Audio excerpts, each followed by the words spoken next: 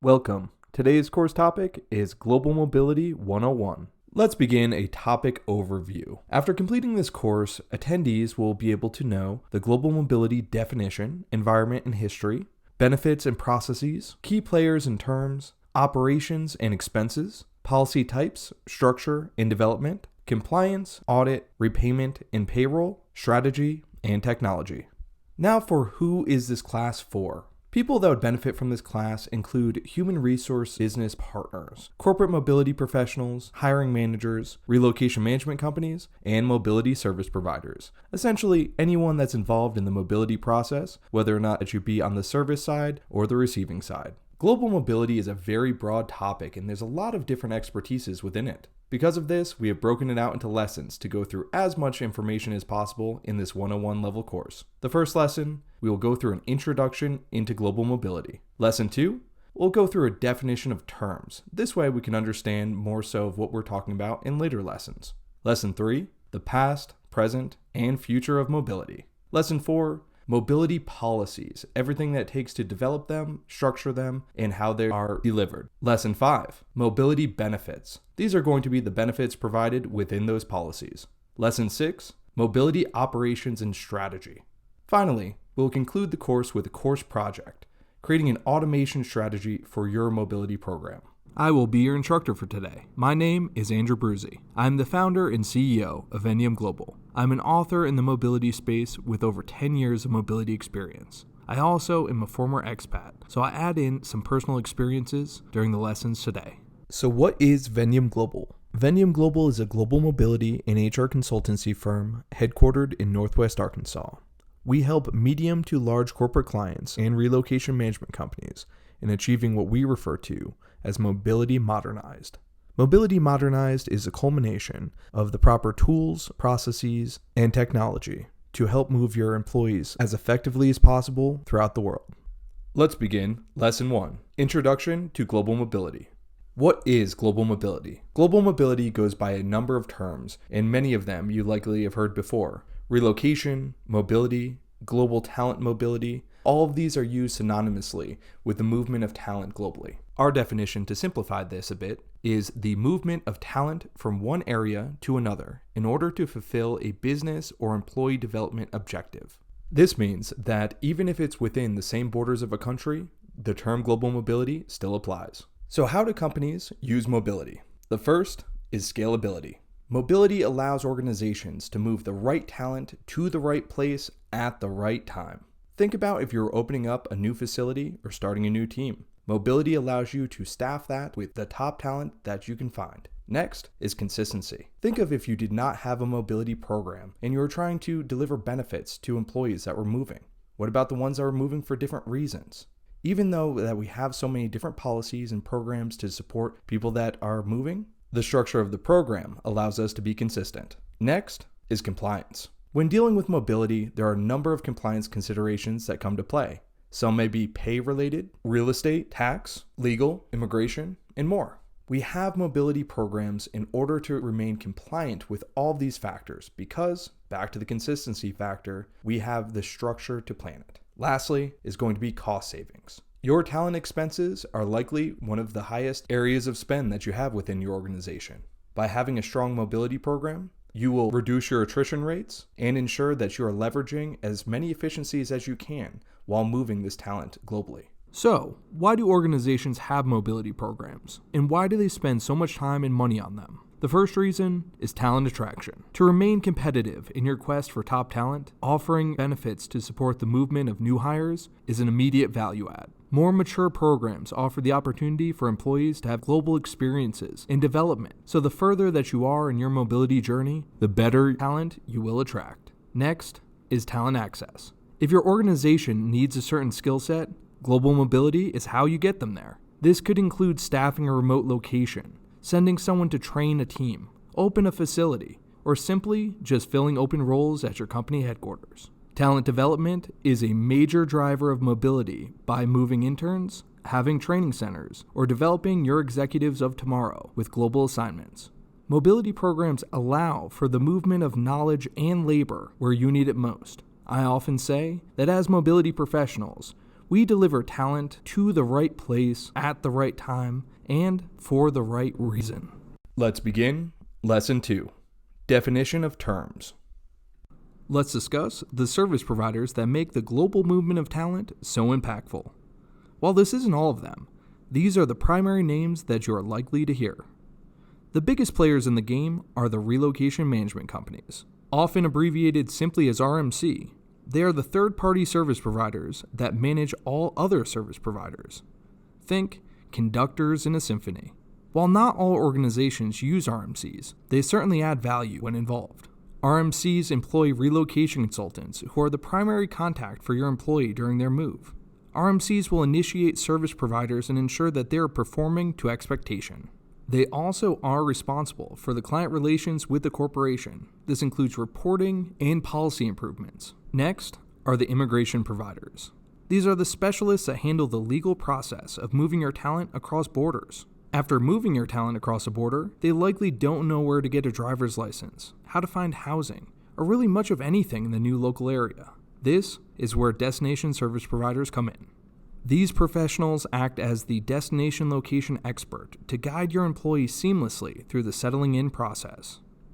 A necessity of settling in is having your stuff. Household goods movers handle the physical movement of your household items and vehicles to destination.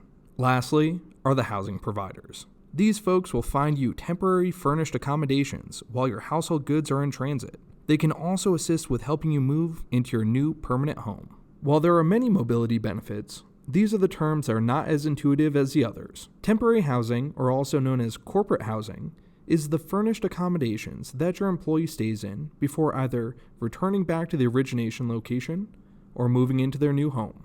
Next is storage in transit. This is when your employees' household items are stored in a quick access point for the movers, remaining ready for delivery. It is used when your employee's home is packed, but they just can't accept delivery yet, due to closing on a home or some other delay. Last are allowances or lump sums. These are cash payments used as benefits in the mobility process. Let's go through some financial jargon. COLA is an acronym that is commonly used as a word in mobility. It stands for Cost of Living Adjustment. Your employee may receive a COLA when they live in a location that costs more than the home location. Most often, they are used for global assignments to help equalize the employee's purchasing power in the host location. Similar to COLAs are hardship premiums. Hardship premiums are paid when the employee is sent to an especially dangerous, remote, or undesirable location. Think of it as a financial incentive for the challenge before them. Next is valuation. You will hear this term used when referring to household goods shipments. Valuation is a kind of self-insurance provided by the movers. Should an item break, the employee's valuation coverage is what supports the repair or replacement of the item. Last is tax equalization. This is a benefit used to ensure the employee is not adversely impacted by the tax of a new location. Now, for some administrative terms. A consultant or relocation consultant is the individual that is managing your employee's move. Consultants are typically employed by relocation management companies and are there to consult the employee throughout the move process, hence the name. Secondment agreements are used to define the employee being temporarily assigned to a different part of the organization.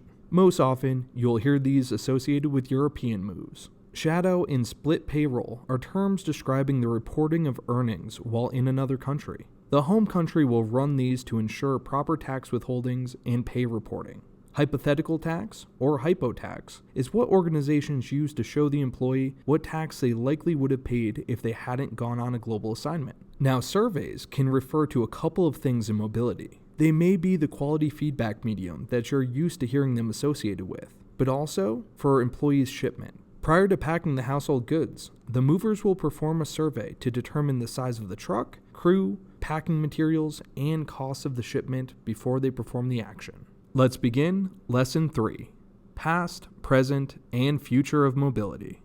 Let's start with the past. Now we've divided this as a bit of an oversimplification into two eras, pre-World War II and post-World War II. Before the war, we saw people move most often in mass migration. This was caused due to disease, famine, and other hardships that would force people from their homes.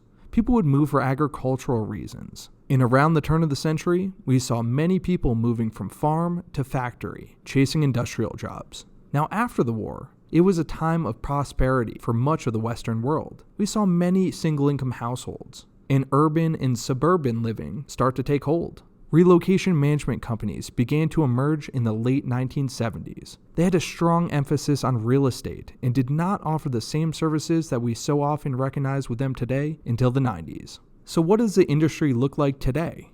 We see organizations valuing a diverse workforce. Cross-cultural training and intercultural communication skills are very important. We see many dual-income households, which means that if you move one employee, you may be turning a dual-income household into a single-income household. We see a lot of global expansion, mergers and acquisitions, and headquarters staffing. What this means is that corporate culture is a very important thing. So in times of mergers and acquisitions, or moving to even another facility that's within your organization, adaptability is a key skill. For the challenges, it is the unfortunate reality that the movement of talent creates a lot of pollution, so there are environmental concerns. Organizations will combat this with discard and donate programs and recycling initiatives. Non-traditional families can create a challenge, especially when dealing with immigration. Certain countries have flat out outlawed LGBTQ+ people from being openly who they are. Now for cultural cohesion, as we mentioned with corporate culture and diverse workforces, cultural cohesion is a significant challenge of helping diverse people work together well. This means that training is so important to make sure that your workforce looks at their differences as a strength rather than a weakness. The future of mobility will show an even more interconnected world. This includes geographically, technologically, and culturally. This creates a need to continuously hone the soft skills within your teams to help them in interacting with groups different than themselves. Even today, we're seeing more and more remote workers, but in the future, entire teams may work from home. Seeing your teammates' face on the computer screen will likely be more common than seeing them in person. As automation increases, AI will be regular members of our team. We can ask questions from a bot and have training available at our fingertips. Development and employee experience will combine with more opt-in programs, allowing for employees to go on global assignments, swap locations, or be involved in other experiential situations. Let's begin Lesson 4, Mobility Policies. Short-term programs are built for assignments under a year. One example of this is an extended business traveler. Extended business travelers differ from traditional business travelers due to the duration that they're at the business location and the support that they receive. While a traditional business traveler may stay in a hotel, an extended business traveler may stay in a furnished apartment. The duration of these will be more than 3 weeks but under 90 days. Immigration and tax compliance may be impacted due to the time at destination. If there is a full job that needs to be performed at destination, or if you need an employee at destination for a bit more time, a short-term assignment can apply. Short-term assignments can be used domestically or internationally for periods under a year. They typically receive travel, ground transportation, and housing. International assignments differ a bit by receiving immigration and tax support. The most mature programs also include cultural preparation. When looking to do a lower-cost international assignment, organizations will provide backpacker solutions, having the employee bear some of the cost for the experiential aspect of going on a global assignment. Long-term programs include long-term assignments, both domestically and internationally. In both scenarios, they last in varying amounts of time, between 1 and 3 years. Domestic long-term assignments are often rare due to the high expense. With the most traditional benefit offerings, organizations will usually find that it is more cost-effective to move someone if they plan to be in a location for over a year domestically. For the cases when it makes sense, such as highly remote locations or hardship locations, the company may provide housing, a small shipment, vehicle shipping, and travel. Keep in mind that the employee's tax home is likely to change during this time due to duration at destination. Long-term international assignments, also known as global assignments or expat assignments, are high-cost and high-impact programs. While supporting an employee internationally, there will be travel, transportation, housing, language training, school expenses, intercultural training, immigration support, tax support, and much more. These are used when there is a long-term project that needs to be performed or to have a subject matter expert in country to perform a role in train or replacement. Long-term assignments are the highest cost, highest touch, and also the most complex out of all of the tools in a corporate mobility arsenal. One-way moves are often what people think of when they think of global mobility. The most common of these are domestic relocations, also known as comprehensive relocations. This move subtype is so called due to the suite of benefits provided. Many organizations will break the domestic relocations into tiered policies to better serve both business budgets and the needs of certain business segments. The highest levels of organizations will often receive home sale buyouts, long periods of temporary housing, high lump sums, and other perks. The lower levels will often be limited to a shipment and a flight. International relocations are used when an organization needs an employee to be in another country for a non-defined amount of time. Also known as IPTs or international permanent transfers. These will hold many of the same benefits as domestic moves with capped limits to control costs. Shipments will often have a sea container, which will arrive in months, and an air shipment, which will arrive in weeks after clearing customs. Housing is provided until the sea shipment arrives, and immigration is a key level of support here. An important note of international relocations is to not use them as a replacement for long-term international assignments. The employee may have their tax, social benefits, or even citizenship impacted, so it's important to only use them when there is no pre-planned return. When moving a group or business segment either domestically or internationally, a group move can be done to leverage volume discounts.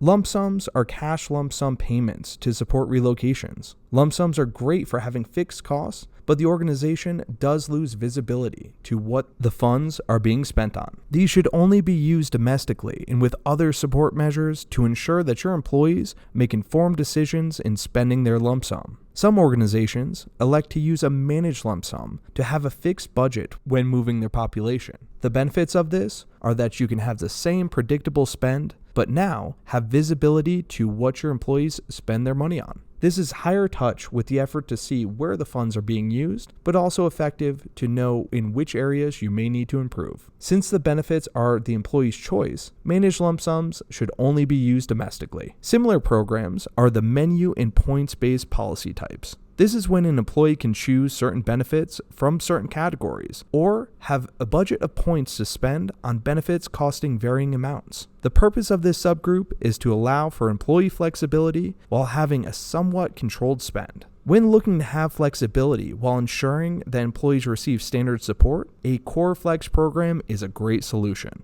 Since there are fixed benefits, these policies can be used either domestically or internationally. An organization can also use these for multi-country application or when seeing the wants and needs of certain business segments. Global mobility is a business enablement function of the organization, and when we have business units with unique needs, we bring in specialty policies. A very popular solution from this category are interns. Intern policies will have some form of benefits for the incoming intern population and also give the intern a lot of helpful information. Benefits often include travel, housing, and transportation. Organizations can have domestic and international interns. Academies are purpose-built development programs used both domestically and internationally. Academy policies allow for training locations to be established. Once trained, the employee returns back to the origination location. Rotational policies support in two different ways: employee swap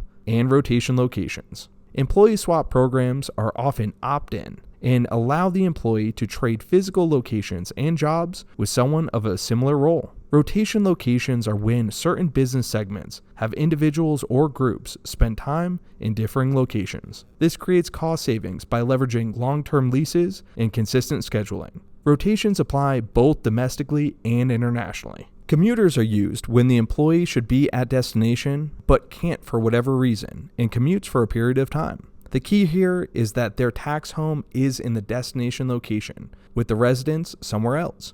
Applying to both domestic and international moves, this policy is meant to allow the business access to talent that otherwise would have to decline accepting a move. In some cases, when a move isn't needed at all, we are seeing more and more remote workers. Remote worker policies are there to drive consistency and compliance for this population living in a different location from their office location. We now see international remote workers as a growing category with domestic, so keeping all immigration tax and employment laws in check can be a challenge. With all of the groups and subgroups included in the mobility options, how do we know which policy is the right fit? The first factor is timeline. How long do you expect them to be at destination? Do you have a fixed time or no planned return? Remember that short-term solutions apply when the employee will be at destination for less than a year. When we're going over a year with a planned return, look into the long-term category. One-way moves are only to be used when there is no planned return. Next, why are you sending them there? We're seeing many business travel programs being operated under the mobility umbrella because the answer to this determines how they are taxed and their immigration. When performing actual work, it is often best practice to put the employee on an assignment. Business travel is typically reserved for meetings and trainings. In our introduction, we discussed the reasons why organizations have mobility programs. But why do we have policies? The obvious part is benefit descriptions. We want to tell the employee the how, what, who, and when of their benefit distributions.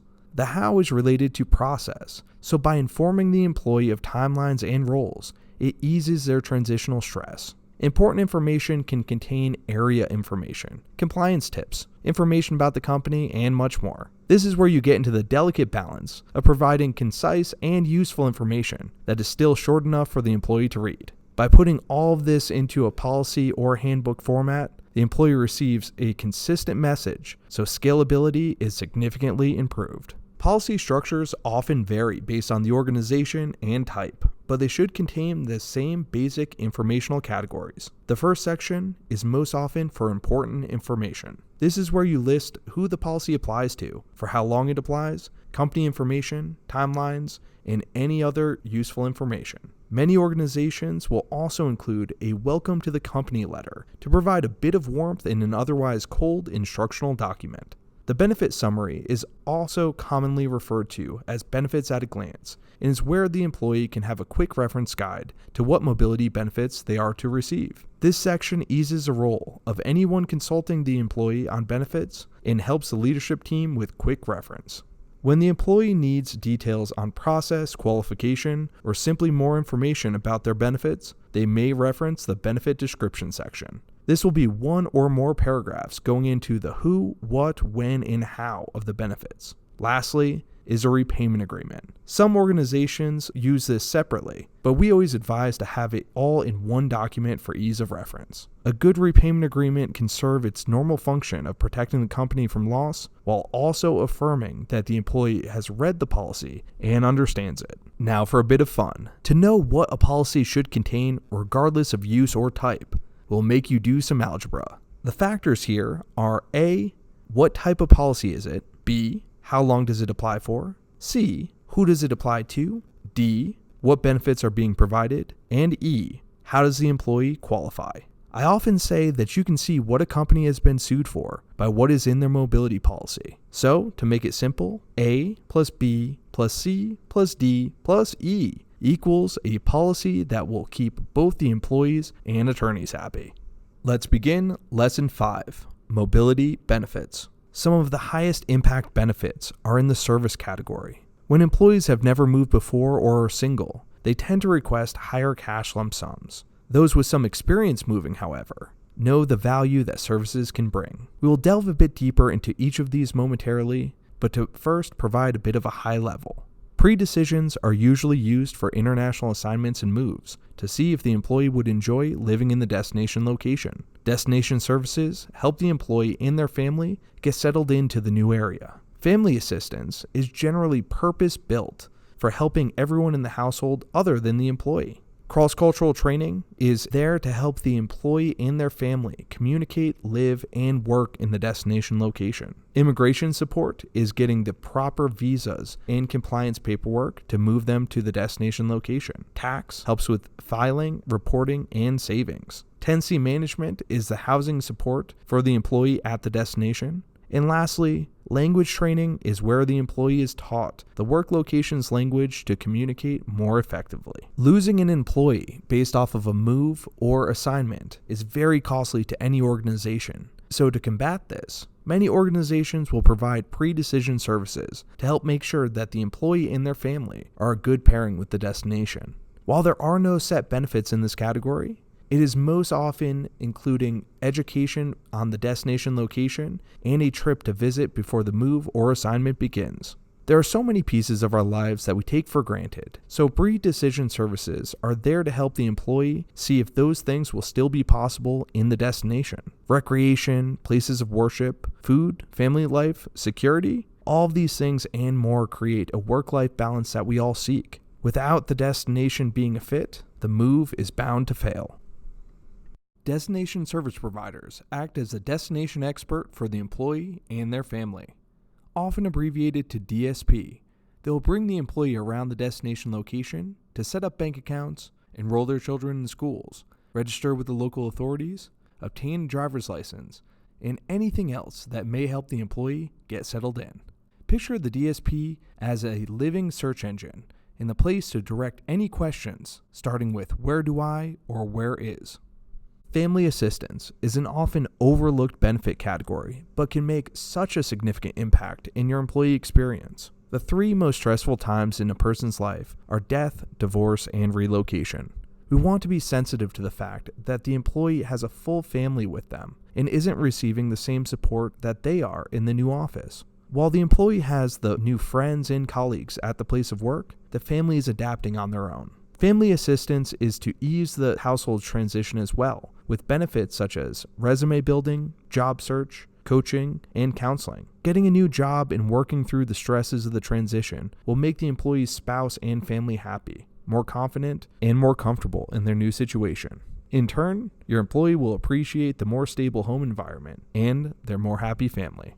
Cross-cultural training may be one of the highest value benefit offerings for your employee's transition and their career. Simply put, this benefit is to help them interact more effectively with the world.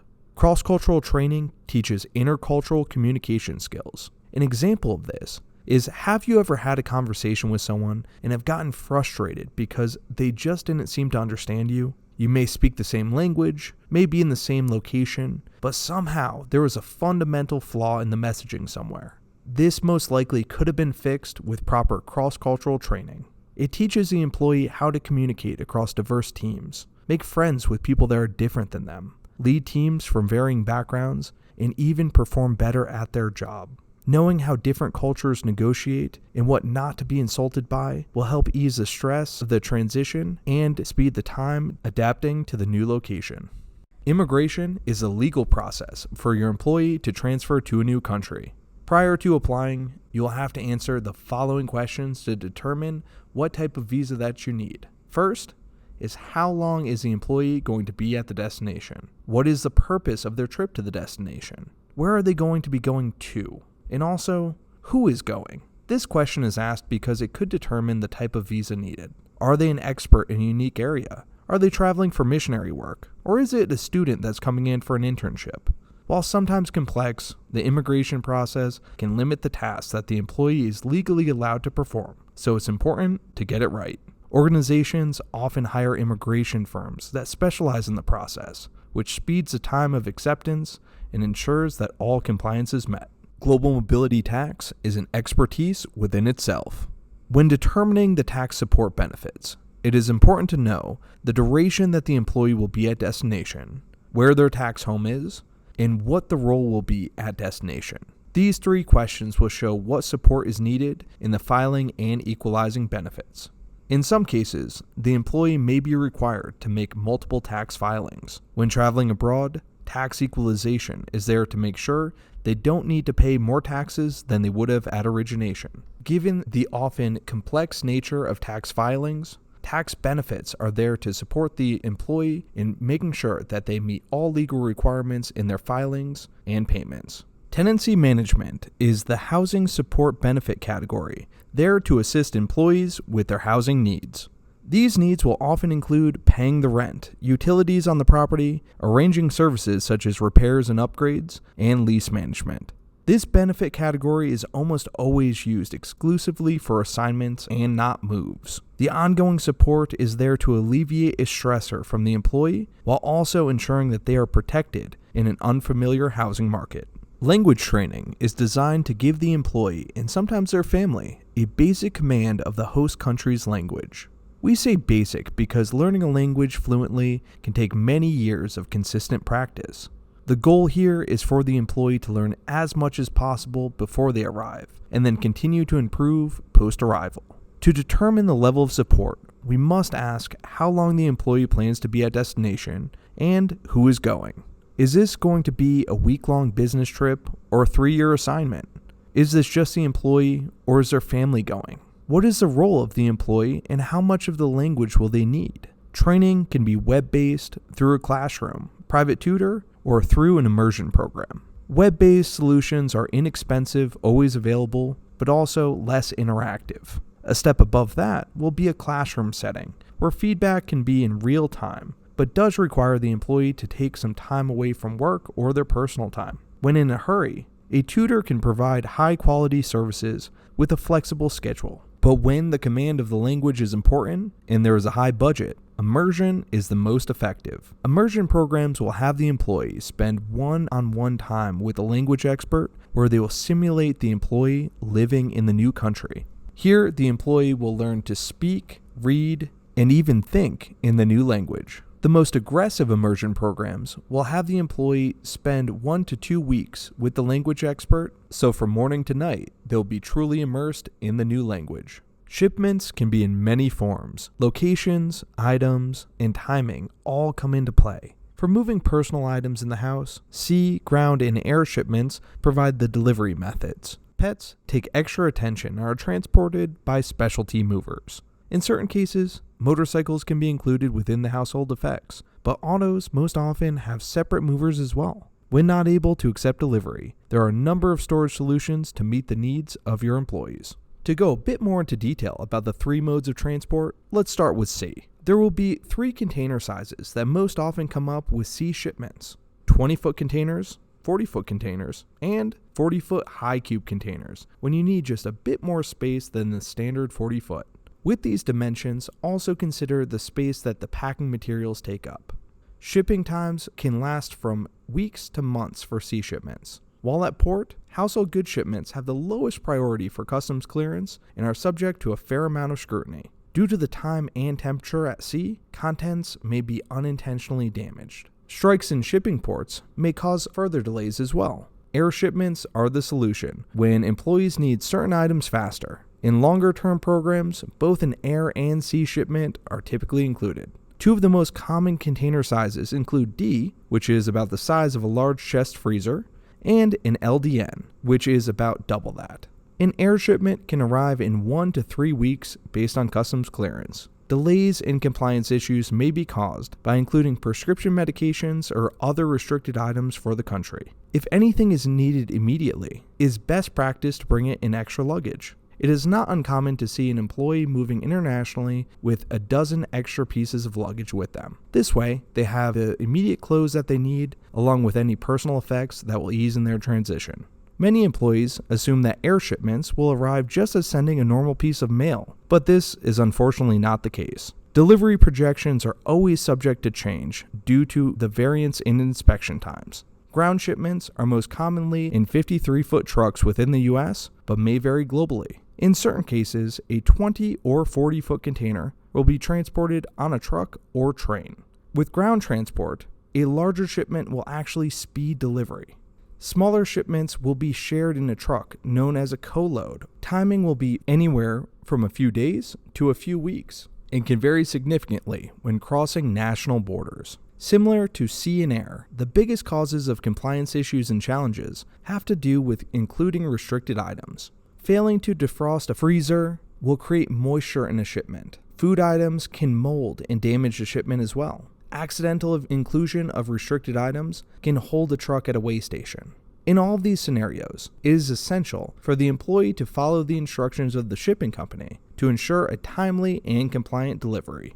Pet transportation is a transportation of another family member, so specialty movers will take extra care during the process. Knowing the type of pet that you have and the time of year that you're moving will determine the transportation methods.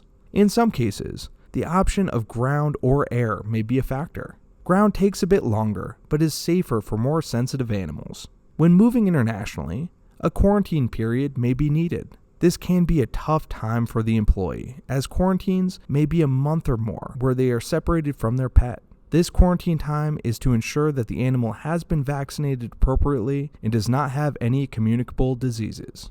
Auto shipping can be done in varying ways depending on the auto being moved, locations, and timing. When moving via ground, the employee's vehicle can be moved in an enclosed carrier, on a flatbed, or on a car carrier. Car carriers are the most common, but employees with rare or especially expensive cars may request an enclosed carrier to minimize the risk of paint chips or other damage. Flatbeds are used for collector cars or in unique situations when transport time is the highest priority. When moving via sea, the cost increases exponentially. Expect a 3 times markup from a standard domestic ground delivery. When moving across national borders, the vehicle must meet the new location's requirements, so modifications may be needed. Most organizations do not allow this due to the cost of the move and modification exceeding the value of the car in many situations. When it comes to storage, there are 3 major categories. Storage in transit is when the movers have the shipment ready for delivery in a quick access point. This is the most accessible, but also is the most expensive to the company. Short-term storage is often used during a short-term assignment or during a period where the employee knows the vacate date. Long-term storage is used on long-term assignments or situations where the employee may not need to access the items often. Long-term storage is the most cost-effective, but also may limit access and delivery times. Allowances are payments made to the employee for varying occurrences. COLA, or cost of living adjustments, are designed to provide additional money to bring the employee's purchasing power to home country parity. Departure lump sums are cash allowances to assist with some of the moving costs not directly covered by the benefits of the policy. Completion lump sums are for when assignments are complete. In some cases, it's for repatriation. In others, it's to help with the domestic move back. Ultimately, the goal is similar to the departure, covering costs that are not directly compensated in the policy. Hardship allowances are financial incentives for when the employee is in an especially remote, dangerous, or undesirable location. Fixed support is when there is a cash allowance provided to support a specific benefit. In these scenarios, the thought is to assist with, but not cover, all of a certain benefit. Lastly, are relocation lump sums. We see these in lump sum relocation packages, where the allowance is to handle the entire move. Our housing is our safe space, so the benefits supporting that are profoundly important. These are broken out by departure housing services, rental support, home sale support, home finding, home purchase assistance, and temporary housing. Now, let's go through what they actually mean. Departure housing benefits are there to assist employees while they are away. The employee may choose to rent their home, and a property manager can be assigned to ensure upkeep, rent collection, and tenant services. Even when vacant, maintenance both internally and externally will allow the employee to return back to their home and not a project. To help with vacancy concerns, home sitting and other monitoring can be done to keep an eye on things. With so many millennials and Generation Z employees renting, rental benefits are a key factor in employee mobility support. Rental finding services provide expert assistance in sourcing the right property at the right price. The fee for this is often 1 month's rent, but is essential in certain cities where property inventory is low and demand is high. Even for more suburban areas, rental finding resources can be provided to assist the employee in the quest for their new home. When asking an employee to move, lease break support will ensure that it is not cost prohibitive for them to do so. Many organizations will provide a capped amount to offset or cover these costs entirely. When finding a new home, tenancy laws in a new region of the country or new region of the world may be an issue. By hiring a local expert for a review, the employee can feel confident both in their new role and new home. Move-in assistance makes sure that all services are set and that photographs are taken. This is because when the employee is finally ready to move out, the initial photographs are compared to the move-out photographs to protect the employee from unscrupulous damage claims. Selling a home can be a very emotional and stressful time. This is where the employee has made so many memories and invested so much of their money. One way to support this is through marketing assistance. There is no cost to the company, but the company can use a preferred realtor to perform a broker market analysis to ensure the value, market, and time to sell the home. The employee benefits from the use of a preferred realtor, and the realtor is incentivized to perform due to the relationship with the organization. Direct reimbursement scenarios cover all or some of the costs to sell the home. This may include realtor fees, closing costs, and other associated expenses. As with all things mobility related, acronyms are common. So, in short, BVO, GPO, and GBO all refer to the employee having their home bought by the relocation management company in one way or another. There are certain tax incentives to this and ancillary benefits that we discuss further in our masterclass course. Home finding and home purchase benefits help the employee find the home that they want with the budget that they have. In many cases, a preferred lender may be able to provide assistance. When needed, move-in support may be included with guidance and data. Purchase assistance can be done with a preferred realtor, assisting with negotiations and the search. Temporary housing is also known as corporate housing and is designed to provide furnished, serviced, and temporary accommodations to the relocating or assigned employee. Furnished can mean different things in different locations, but the intention here is that the temporary housing is a place that you can walk into with a toothbrush and be at home. Service simply means that utilities and internet are included. Certain properties will even have bi-weekly housekeeping services. By its temporary nature, temporary housing is most often used when an employee is waiting for their household goods to be delivered or for an assignment to conclude. Even extended business travelers can benefit from having a furnished apartment rather than returning back to a hotel room every day. We have discussed the delivering of household items, pets, and autos. Now, what about the people? Travel benefits are broken out into several categories, depending on the purpose of travel. First are pre-decision trips. This is the trip where the employee travels to the destination to see if it's a good fit for them. These are often short trips, so it is essential to get the most out of the days that the employee is on the ground. Pre-decision trips are not always offered, but they are best practice if the employee will be at the destination for periods of time over a year. Once a move or assignment is accepted, it becomes time for the pre-move trip. This trip is where the employee looks for housing, visits schools, and take care of as many initial tasks as possible prior to their proper move. So now, the origination home is all packed up, the kids are loaded in the car, and your employee is ready for their true relocation trip, or final move. After this trip, your employee's home will officially be in the new work location. In certain cases, an employee may need to take their final move before their family, and in these scenarios, a home leave trip can be taken to have the employee visit their family members.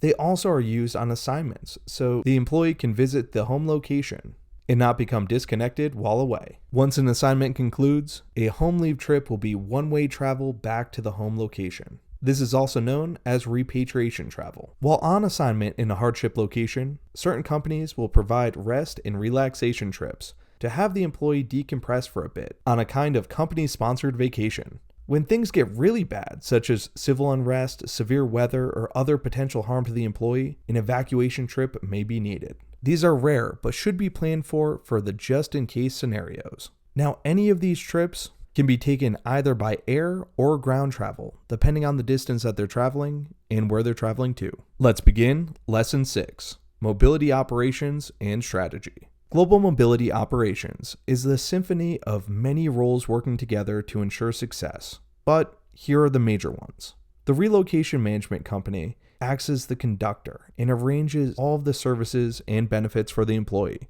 A member of the relocation management company will often be the primary point of contact for any move-related tasks. Audit is done for expense submittals, legal adherence, vendor invoices, tax adherence, and more. Audit is the internal compliance function of any organization. Corporate mobility teams will be the thought leaders, the business partners, and the corporate operations side of global mobility. They act as the go-to for any mobility questions, exceptions, or changes. Human resources handle varying parts of the mobility process, including candidate selection, hiring, assessment, tracking, talent management, benefits, and more. Payroll ensures tax and tracking compliance when the employee changes locations. Since most mobility benefits are taxable, payroll will most often have a role in reporting to the proper authorities.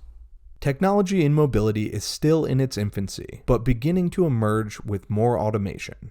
Operation systems will link the varying members of the mobility process, creating a central repository for expenses, move status, important documents, reporting, and more. Training can now be effectively administered through electronic means, as you see in attending this course. Videos, computer-based learnings, and other methods of relaying information brings all of the members of the process up to speed. Virtual reality is now able to give the employee real-world scenarios that they will experience at the destination, and even more, give them an area tour. The most technologically advanced organizations can provide a pre-decision trip, all from the comfort of the home office location. With technology advancing so quickly, we can often grow accustomed to having immediately available information, and this is where chatbots come in. Chatbots can be in many forms, but their role in mobility is to deliver information and collect it as needed. Some organizations have a large part of their mobility function managed exclusively with conversational artificial intelligence. They are always available, never get sick, and better yet, always give the right information. As mobility professionals, it is often our role to be good stewards of the budgets of our business partners. To do so, we look to the expense management portion of global mobility. Audit, approval, and payment is most commonly performed by humans, but now can be done electronically with post-payment audit functions to be done to ensure accuracy. The speed of which your employee is reimbursed will be essential in their mobility experience. Business leadership, budget holders, and compliance agencies are going to be focused on the tracking and reporting functions. Where did the expenses go? Were they all paid as they should be? What can we do to better control costs? These questions and more should be able to be answered in the tracking and reporting functionality. Third-party auditors are kind of the audit of the audit function. The initial audits are there to ensure that the receipt matches the expense, but the third-party auditor looks at process, compliance, invoices, and whatever you gain value from confirming the accuracy on. Recovery is a necessary function to protect the investment of the organization. Recovery may be the collection of accidental reimbursements, or building a payment plan provided to a former employee who decided to leave the company while under a repayment obligation. Mobility policies are written to help most employees in most foreseeable situations, but in some cases, an exception to policy may still be needed. The first layer of defense from additional spend is your mobility operations counseling to the employee. Is there another option that will meet their needs? Would another benefit in the policy support them? This is where your relocation consultant's experience and creativity can add significant value. If an alternative can't be found, the exception is submitted to the corporate mobility team. The exception reviewer will make a decision or gain additional support for approval or denial. Whichever occurs, the exception shall be tracked, showing what was requested, needed, and provided. With enough exceptions, you will be able to see trends. And these trends in your data are a great opportunity to see where a policy change may be needed. Cost projections are the tool that can be used to see if there is more value in sending an employee somewhere, hiring a new employee and moving them, or hiring locally. A cost projection will look at the expected expenses from fees, benefits, services, and everything else that goes into the transfer. Tax changes can quickly be the biggest expense category, so it is important to not miss how taxes will be managed. Domestically, organizations will commonly do a tax gross-up, which supports most of the tax. Internationally, we see more tax equalization, which adds further varying costs to any of your projections. It is always important to check the accuracy of these expenses, so actual versus estimate analysis should be performed often. With accurate capture of spend, an ROI analysis can be done to help business partners know the results of a transfer. If you want to know more about how to get the ROI, please attend our course on finding ROI in global mobility.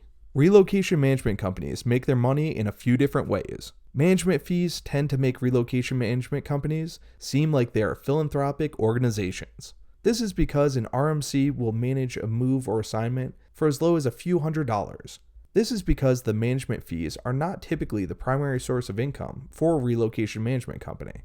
RMCs make most of their money through real estate referrals and service referrals. When your employee buys or sells a home, the RMC will refer them to a realtor within their preferred broker network. The broker network has agreed to meet certain standards and also pay a referral fee to the relocation management company. These referral fees can be as high as 40% of the commission. If the employee buys and sells a home, the RMC makes a sizable amount of money. Service referrals work in the same way. The RMC connects the employee with a certain service, and the service provider pays the RMC a referral fee. These arrangements tend to benefit all involved because the service provider is encouraged to perform well to get future referrals. The employee gets a higher level of service, and the company costs are reduced due to the RMC collecting payment elsewhere. Some organizations will elect to do a cost-plus model, where a fixed markup is done on each task performed, but this tends to be more audit-intensive and have a higher cost to the company. Many organizations ask if their global mobility program is strategic. We can assure them that it is if they can meet 3 categories: talent management, stakeholder enablement, and business alignment. Talent management helps us pick the right talent for the role and ensure that we are sending them for an experience that benefits both the employee and the company. As a business enablement function, mobility is there to enable stakeholders to meet their needs. Hand in hand with this is business alignment. Are the budgets paired with the business's budget? Are the offerings a cultural match? Do your policies help your business units achieve their goals? If yes, you likely have a strategic global mobility program. Let's begin the course project. Together, we are going to create an automation strategy for your global mobility program. Automation is a key to efficiency, and efficiency is a key to effectiveness. With this, let's create an automation strategy. First, analyze your current or projected mobility program. See what are your highest touch points. Do you have to perform many clicks to take care of a task? Are you getting a lot of emails or calls with questions? What kind of complaints are you hearing? With this, we want to prioritize what needs to be changed and know what you can do to automate. Automation can be done with an operation system, AI, chatbot, new processes, or service providers. Since this is likely to come with a cost, it is important to have a business case to back it up. When we do something like save clicks, then we save time. Saving time saves money. In other cases, there will be hard cost savings that you can demonstrate. Now that you know what needs to be done, how much it costs, and the benefit of doing the change, it's time to execute. This concludes the course. Thank you so much for attending, and we hope that you now have a much better understanding of global mobility. Should you have any additional questions, please email us at support@vendiumglobal.com or visit us at vendiumglobal.com. We hope to see you again in our next course.